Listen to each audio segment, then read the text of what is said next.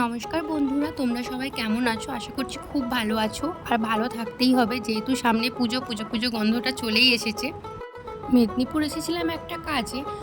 কাজটা সেরে যখন বাড়ি ফিরছিলাম সামনে অনেকগুলো শপিং মল পড়েছিল, তাই মনে হলো একটু শপিং মলগুলো থেকে ঘুরে আসি, যেটা অ্যাকচুয়ালি বাঙালিদের হয়, রথ দেখা কলা বেচা দুটোই। শপিং মলে ঢুকেই এত সুন্দর সুন্দর ছেলেদের কালেকশন, ওখানে বর ছেলেদের কিছু ড্রেস দেখছিল, আর এখানে যেটা হয় মেয়েদের মেকআপের জিনিস দেখলেই আর থামতে পারে না। তো এখানে আমি মেকআপের কিছু জিনিস দেখতে চলে এসেছিলাম।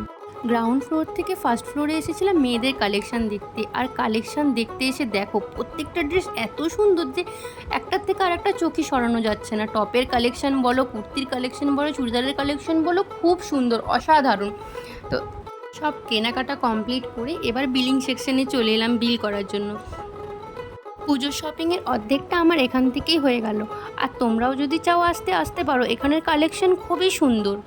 বিশেষ করে এখানে কুর্তির কালেকশনগুলো অসাধারণ, চোখ ফেরানো যায় না।